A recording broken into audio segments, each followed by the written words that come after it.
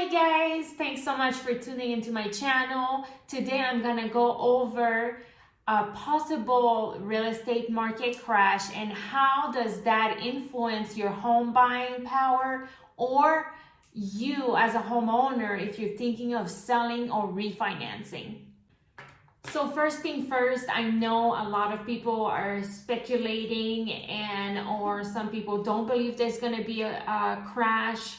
Some people believe the economy is very stable, etc. But honestly, looking at the data I have as a real estate agent and also of everything that's going on with COVID, in my opinion, we are coming to a very close end of having properties appreciating in a very crazy way this year. And here's how.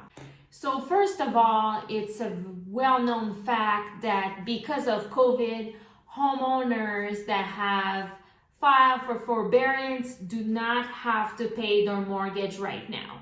So what does that mean? What does forbearance mean? It means that however many months homeowners have chosen not to pay, which most of the time is 6 months, at the end of those 6 months, the bank will expect the homeowners to pay whatever is due, right? So that is number one. Number two, the option for a homeowner is at the end of those 6 months to have that amount added to their loan, which means the loan amount gets increased and the monthly payments are also increased. So in my opinion, if a homeowner hasn't been able to pay their mortgage every month and now they're looking to be in forbearance and now their monthly payment is higher, and if they had lost their job so if the homeowner is not doing very well financially, that could raise trouble because they weren't able to make the payment and now they have to make a higher payment on the mortgage. So I don't see that there's anything good coming out of forbearance unless a homeowner was in forbearance and they were able to find a job and now at the end of those 6 months or a couple of months of forbearance, they're able to pay back the bank. But as of right now, today, we're facing our second lockdown in California, and we know that a lot of people have lost their job or losing their job or will lose their job. So unfortunately, I don't see that anything good could come out of that unless there's special circumstances. Now, the second item that is happening is that tenants in California, in Southern California, do not have to pay their rent.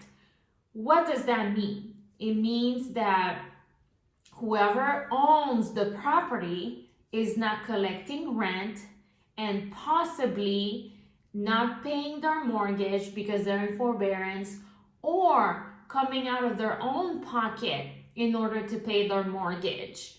So we're seeing kind of a shortage of funds here. Another aspect that I'm seeing, and that is nationwide, not just in California, is homes are appreciating like crazy right now. Buyers are paying over appraisal value. Buyers are paying top dollar for properties. And we know for a fact when that starts happening, just like in 2008, and in 2012, property prices go up, but it can only reach a gap. How long can homes appreciate in value until it kind of balances itself out or it starts coming down? Now, right now, what is really maintaining the economy in a global pandemic? So as far as real estate is concerned, I would say the main factor right now is the fact that we have very low interest rate, which has been able to maintain the economy even though it's very unstable right now. So what happens with that? is when the interest rate is very low, more home buyers qualify based on their income, their debts, etc. And what happened is there's more buyer activity out there. So once we see that there's a low interest rate on the mortgage loan, what that creates is it creates a lot of buyer demands because more home buyers are able to purchase, and now their purchase power is higher than if we were to have a higher interest rate, which we don't know how long the Feds are going to maintain that. But what I think is if they start putting those interest rates higher, then that's going to impact the economy in a lot of different ways.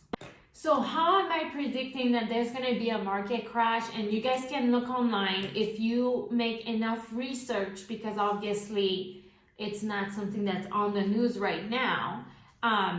What happened is, my belief is all those people that are in forbearance or tenants that are not paying their landlords, that's going to create a lot more distress on the market, which means those homeowners are going to eventually put their home on the market and sell.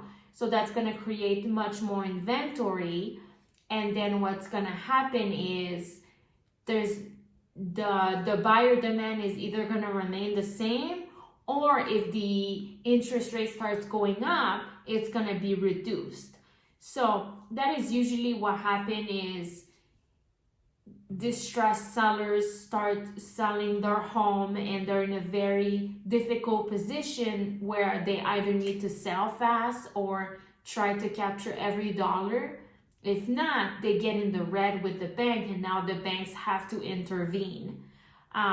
So what would that possibly mean for any home buyer or home seller out there is, as far as home buying is concerned, I think the biggest advantage for anyone that's thinking of buying a house is because of the low interest rate right now, even if you were to pay a little bit higher on the purchase price, you will still save more within time, because you will end up paying the mortgage loan less than if you were to wait until the market crashes, which means the property prices would depreciate, but then the interest rate would be higher.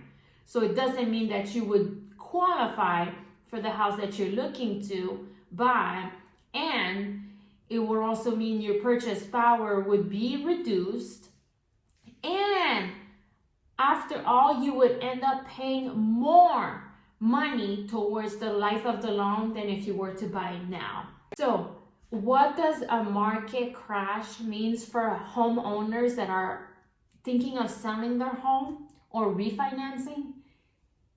Don't wait until you don't get the chance to get on the train. What do I mean by that is you have the chance right now to sell and get all your equity out, or to refinance. If you're happy with your house, refinance at a low interest rate with your home value being higher, and that gives you the chance to reduce your mortgage loan.